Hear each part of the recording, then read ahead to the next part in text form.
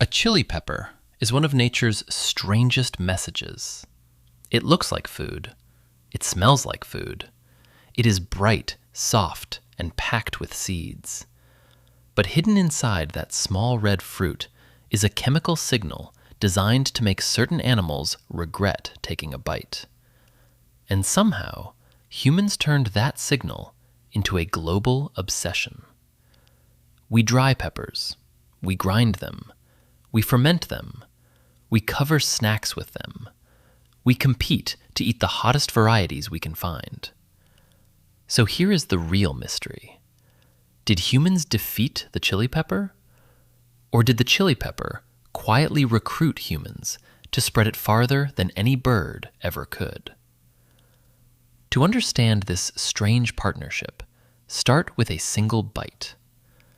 The instant chili touches your tongue, a molecule called capsaicin slips into the surface of your nerve cells.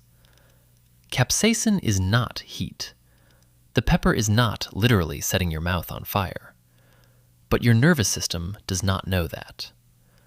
Capsaicin activates a protein called TRPV1. This protein helps detect dangerously high temperatures. It is part of the body's alarm system. Normally, it warns you about things like hot metal, boiling soup, or a flame too close to your skin. When capsaicin activates it, your brain receives a message that sounds a lot like danger. Your mouth feels hot. Your face may flush. Your eyes may water. Your nose may run. Your body reacts as if a small emergency has just begun. That is why spicy food can feel so intense. The pepper is not attacking your tongue with actual fire. It is sending a convincing, fake emergency signal through your own nerves. This discovery helped reveal how humans sense painful heat. David Julius shared the 2021 Nobel Prize in Physiology or Medicine for discoveries involving temperature-sensing receptors, including TRPV1. But the story becomes even stranger when we leave the human mouth and enter a forest. Imagine a wild chili plant growing among shrubs and trees. Its fruit has a problem. The plant needs animals to carry its seeds away. A seed that falls directly beneath its parent may face shade, disease, and competition. A seed carried elsewhere has a chance to begin again. But not every animal is equally useful. Many mammals chew their food thoroughly. Their teeth can crush seeds before those seeds ever reach the soil. For a pepper plant, that is a terrible deal. The fruit is eaten, the seeds are destroyed, the plant loses. Birds can be much better partners. Many birds swallow small fruits or seeds with less chewing. Later, seeds may be deposited far from the original plant. That turns a hungry bird into a flying delivery service. Research on wild chilies suggests that capsaicin can help discourage seed-damaging mammals while allowing effective bird dispersers to keep eating. That is not because birds are fearless. It is because their sensory systems respond differently to capsaicin.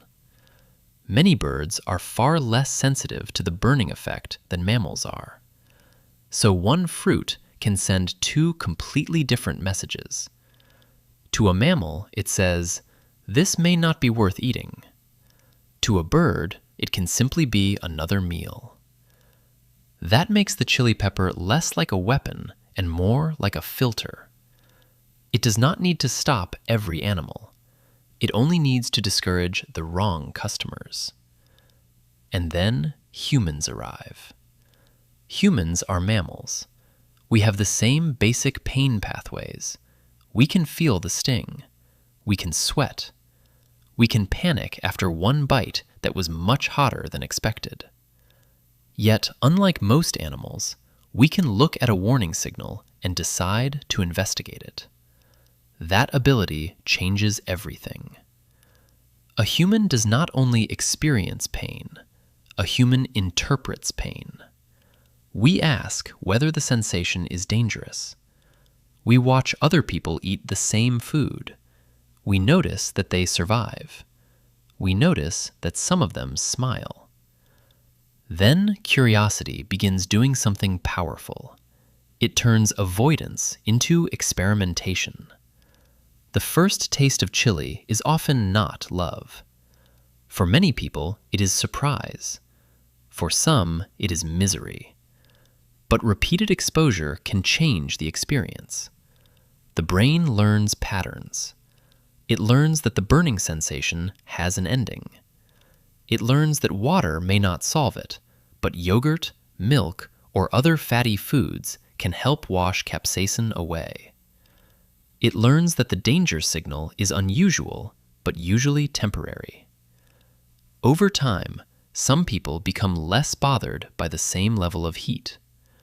Some also begin connecting the sensation with flavor, family meals, celebrations, or personal pride.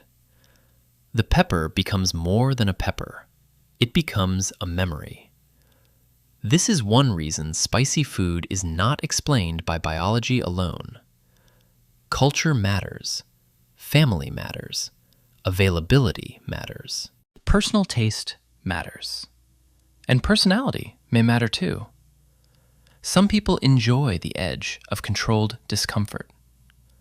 Psychologists have used the phrase benign masochism for experiences that feel alarming or unpleasant in the moment, while remaining safe enough to enjoy. Think about a roller coaster. Your stomach drops, your heart races, your body reacts. But another part of your mind knows the track is designed to bring you back safely. Spicy food can create a smaller version of that puzzle. Your nerves announce heat. Your brain checks the situation. Then, for some people, the alarm becomes exciting rather than frightening. Still, heat alone would not have made chili one of the world's most important ingredients. Flavor did the rest. Chilies can taste fruity, smoky, grassy, sweet, sharp, or earthy. Different varieties bring different aromas before the heat even arrives. A mild pepper and an extremely hot pepper are not simply different levels of suffering. They can be completely different ingredients. Then, history gave the plant an enormous advantage. Chili peppers originated in the Americas. Indigenous peoples cultivated and used them long before European contact. After the late 15th century, peppers traveled through trade networks to other continents. They reached places with established food traditions, local ingredients, and bold culinary ideas. Cooks did not merely copy one another. They adapted peppers to their own dishes.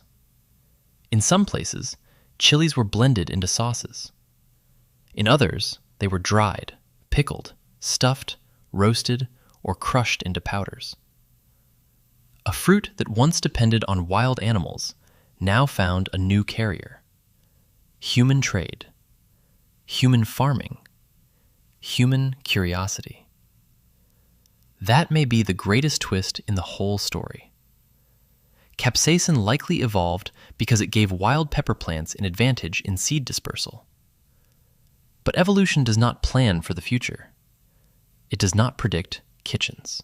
It does not predict cargo ships. It does not predict farms growing peppers far beyond their original home. The chili plant built a selective defense.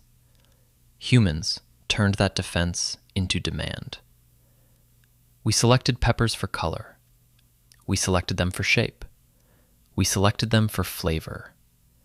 And in some cases, we selected them for more and more heat. The very molecule that could make a mammal back away became a feature people searched for. That does not mean humans are immune to chili. We are not. It means we are unusually good at changing the meaning of a sensation. A bird may swallow a pepper because it barely notices the capsaicin. A squirrel may avoid it because the experience is unpleasant.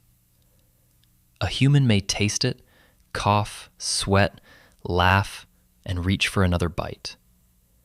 Not because the warning disappeared, but because we learned to hear something else inside it. We heard challenge. We heard flavor. We heard tradition. We heard home. And perhaps that is what makes the chili pepper so fascinating. It is a plant that speaks in the language of pain, yet humans answered in the language of culture. A tiny fruit sent out a warning meant to shape animal behavior. Instead, one animal species transformed that warning into recipes, rituals, markets, and memories across the planet. The pepper did not stop being hot. Humans simply made hot mean something more.